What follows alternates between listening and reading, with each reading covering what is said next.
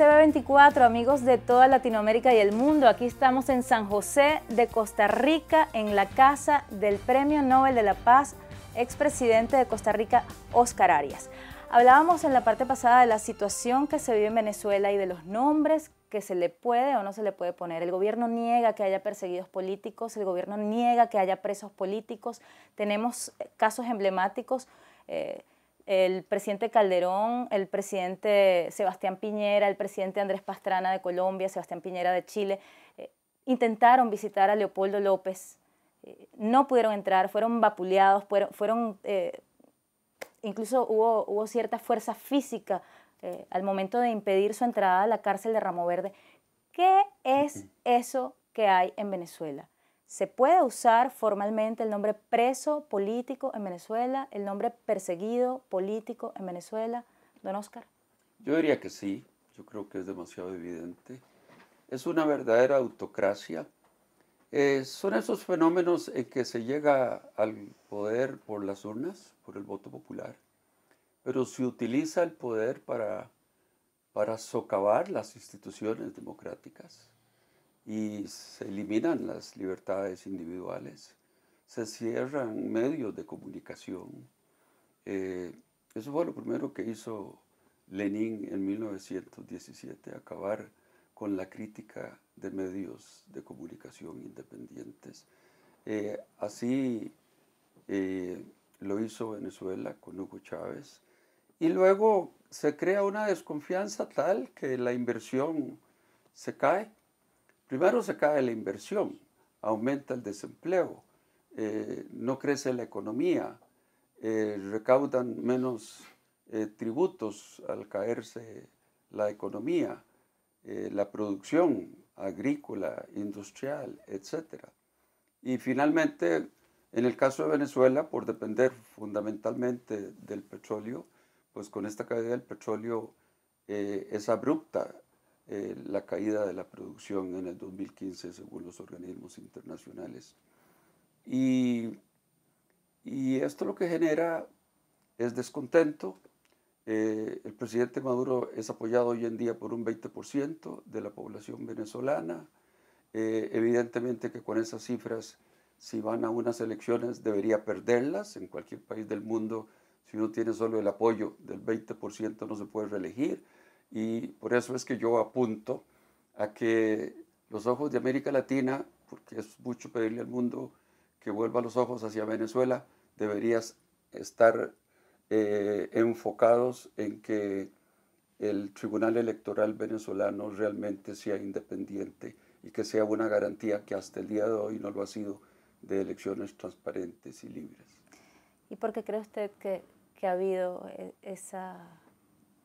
que América Latina quizás que le ha dado la espalda, ha sido cómplice de algún modo, se ha tapado un ojo ante esa situación? Bueno, digamos que ha sido indiferente, que no le ha importado. Yo recuerdo en las reuniones de los países de Iberoamérica, yo era uno de los pocos que criticaba al régimen de Chávez y qué sé yo, me lamentaba que otros gobiernos no lo hicieran también. ¿Usted cree que es indiferencia o es complicidad por el petróleo y tanta riqueza y el No, acuerdo de San José y los países del Caribe? No creo que sea por eso, no. Es indiferencia. Bueno, es un malentendido respeto a la soberanía de un país hermano, pongámoslo así. Allí me hace ir al tema de la Organización de Estados Americanos. Usted en una oportunidad recibió a Manuel Zelaya, le dio su respaldo, invocó el respeto por el hilo constitucional, como siempre lo ha hecho, como lo hacen los demócratas. La Carta Democrática Interamericana, que tanto ha sido solicitada en Venezuela, fue invocada para restablecer a Manuel Zelaya en su cargo. Pero en muchas ocasiones, con muchos argumentos, con muchas pruebas, perseguidos y presos políticos, víctimas de crímenes de lesa humanidad, han pedido que se invoque la Carta Democrática Interamericana por el caso Venezuela. Es que la OEA solamente invoca la Carta para aplicarla como si los presidentes, como si la OEA fuera un sindicato de presidentes, solamente para restituir a cualquiera que le puedan pedir su salida y no para sacar a un presidente que se ha convertido en un dictador. Don Oscar. Bueno, yo realmente no manejo ese tema, no sé qué ha hecho o no ha hecho la Organización de Estados Americanos. Lo que sí le puedo decir es que es muy evidente que Venezuela desde hace tiempos está violando la Carta de las Naciones Unidas y la Carta Democrática de la Organización de Estados Americanos. Eso es demasiado evidente. Ahora, que le pueda la OEA exigir a Venezuela que no continúe violando dicha Carta Democrática, eso es harina de otro costal, porque no es fácil. Ahí las decisiones se toman por consenso y cualquiera puede vetar el que esto se adopte en el seno de la OEA en Washington. Pero yo creo que es evidente que Venezuela ha venido avanzando más y más y más hacia una autocracia y alejándose más y más de lo que es la democracia liberal. Esa es la OEA de Insulza, ha sido la OEA también de Gaviria. Ahora hay una nueva OEA que está por venir en este año 2015. Hay un solo candidato, el canciller uruguayo. Quisiéramos sus comentarios al respecto. Ha recibido el apoyo de Nicaragua, ha recibido el apoyo de algunos países que son afines a los grupos de la izquierda, a ese bloque amigo de Hugo Chávez. Mire, como le decía, yo no estoy muy bien informado sobre el tema. Soy un simple ciudadano aquí en mi país y no sigo ese tema.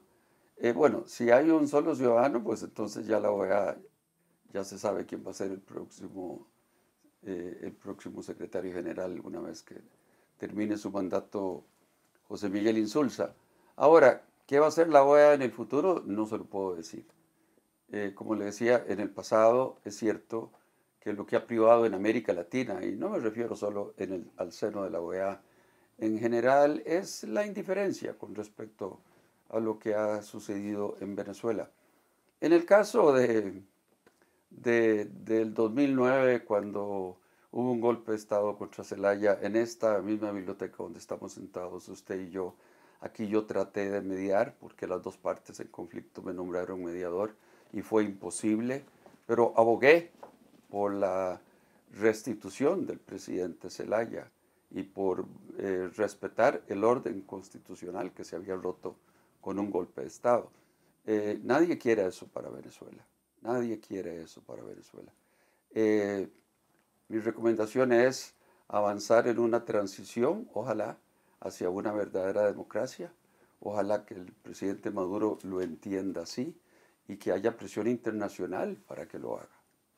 Usted abogó una vez, tiene esa investidura que le da el haber obtenido el Nobel de la Paz por toda su participación en los años 80 en la pacificación de América Central. ¿Abogaría también por esa paz y ese regreso a la democracia en Venezuela de manera activa? ¿Usted se pondría a la disposición de las partes para que se logre un retorno a la democracia?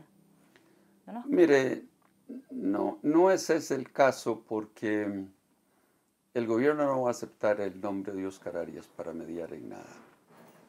Yo lo único que he hecho es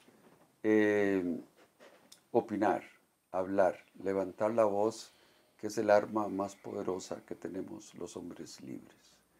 Y en el pasado, en mis discursos en universidades, en Estados Unidos, en Europa, en Asia, siempre hablo de regímenes que llegaron al poder por medio de las urnas y que luego se convirtieron en verdaderas autocracias, cercenando esa independencia de poderes que heredan las democracias desde Montesquieu. Eso lo he dicho siempre. Y en esta carta también hago algunas reflexiones sobre el fin inminente del chavismo, porque con el precio del petróleo al precio que lo tenemos hoy en día, Venezuela no puede aumentar más racionamientos, más escasez, necesidades insatisfechas de la gente. Y la misma gente de gobierno, la gente más humilde, va a padecer congojas económicas muy grandes que van a crear un mayor antagonismo hacia el gobierno. Quisiera que no hubiera violencia. Ese decreto en que se autoriza el uso de las armas por parte del ejército me preocupa muchísimo. Aquí lo tenemos, Dios la Gaceta Oficial. Quiera Dios que nunca se vayan a disparar esas armas. Eso no se hace en una democracia. En una democracia uno tiene que aprender a entender que hay diversidad de opiniones y que hay que respetar esa diversidad de opiniones y que hay que ser tolerante ante la crítica de los políticos que se oponen al régimen, pero no se les envía a la cárcel, ni se les envía al exilio, ni se les envía al cementerio. Eso es propio de dictaduras. Entonces, aboguemos todos como demócratas latinoamericanos porque los siguientes pasos del gobierno venezolano sean hacia una transición democrática dentro de la Constitución. Es Oscar Arias, expresidente de Costa Rica, Premio Nobel de la Paz. Entrevista exclusiva aquí en Desde el Canal, desde San José de Costa Rica para toda la región. Enseguida estamos de vuelta.